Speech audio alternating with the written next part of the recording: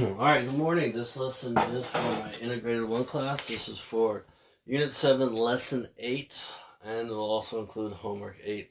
First of all, I hope everyone is doing alright out there. Let me close the door here real quick so we don't hear any of the dogs barking. So again, let's make sure we're turning in all the assignments. We need to make sure that when this is all over, we can say, hey, I did all the work that I was asked to do, so please make sure you're doing all of that. Today's lesson, we're going to be reviewing graphing one variable equations, and the reason why we're going to review graphing one variable equations is we're actually going to reflect over these one variable equations. So I wrote down what you guys have in your cheat sheet about graphing one variable equations. Remember, if you have one variable, which is either the x or the y, if x equals a number, what I want you to do is I want you to make two ordered pairs out of that number. So whatever number that is, it's that number and 1, and then that number and 0. Remember, ordered pairs, they're called ordered pairs because they're written in the order of the alphabet, x and y. And since I knew the x number value, that's where I put it in the x position. Same thing right here. So once I make my two ordered pairs, I plot those points and I connect. If I want you to, or if we have a y equals a number equation, no x, just a y, again, we're going to make two ordered pairs. Whatever that number is, that number goes in the y position. Okay, really easy to make two ordered pairs in this scenario. After that, we plot the points and we connect. I think that I'd like to do two quick examples of each, and then I can check off this goal. So, for example, if I ask you to graph the equation x equals -2, I have only x, so I'm going to use these steps. I'm going to make two ordered pairs. I know my x value in my ordered pairs, so both ordered pairs, my x value is already known.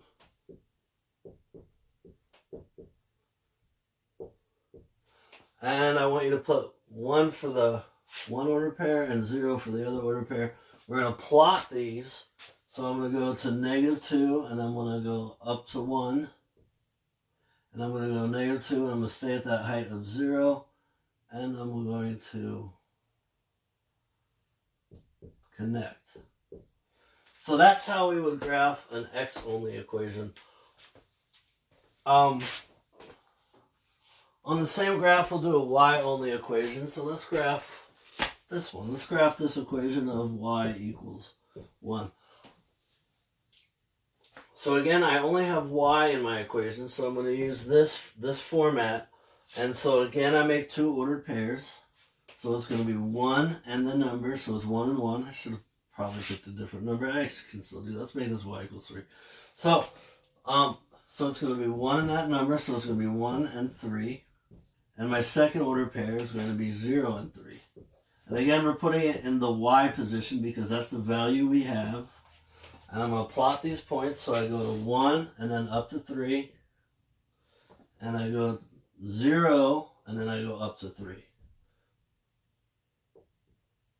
And then I do the second step, which is plot and connect.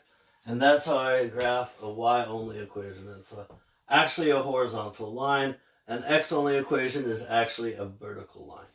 So I wanted to just review this really quick because we are going to be asked in our assignment today to reflect triangles over these one variable equations, and it's really easy to do. So I'm just going to write down the steps that we're going to do, and hopefully that's good enough to get us to complete the assignment. One of you guys made a comment that you could actually do these problems if you used wax paper. If we were still in the classroom, we would be using what we call patty paper, and we would be discovering all of these rules. But since we're not in that situation, we have to adapt. But yeah, we would absolutely be using wax paper to do these lessons. Alright, so let's move on to our second goal. We're going to reflect over these one variable equations. So there's not necessarily a rule that we're going to create. I don't know how to do that off the top of my head. That doesn't mean it's not possible. It just means I don't know how to do it. So let's write down the steps to reflecting over one variable equation. So we can put this in our cheat sheets too.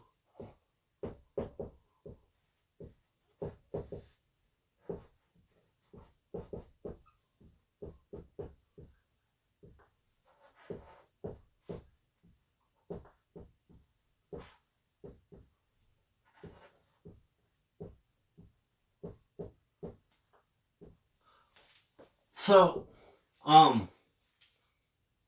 we saw that our one variable equations are either vertical lines or horizontal lines, and that's going to make this reflection actually very easy to do. Okay, so the first step we're going to do, first thing we're going to do is we're going to graph the one variable equation.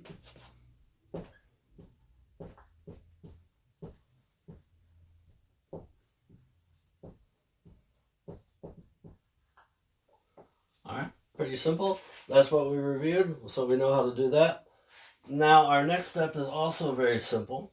Our next step is, what we're going to do is we're going to move the points to the other side of that line, same distance, right? So we're going to move the point to the other side of the line, and we're going to keep the same distance.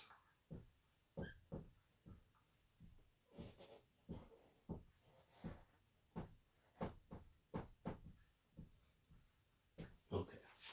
So let's just do a problem here together, and we'll see actually how simple this is to do. And again, we'll get credit for this lesson. I want to point this out. When we go back, it's going to be expected that we've done all of this, and if you haven't done any of this and we come back, you're going to be so lost with what we've done. And I gotta imagine some of you guys might be kind of bored, and this will actually pass some of the time. So let's make sure we are doing everything that we can possibly do. Okay, so I'm going to draw my line on my graph here.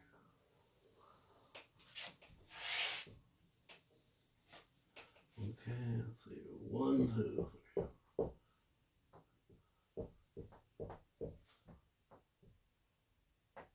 That wasn't very good.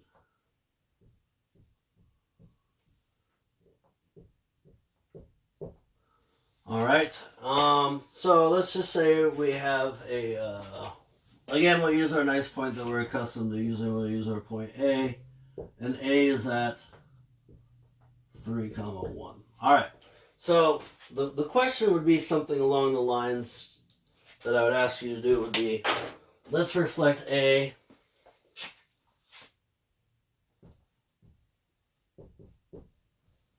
reflect over, let's say x equals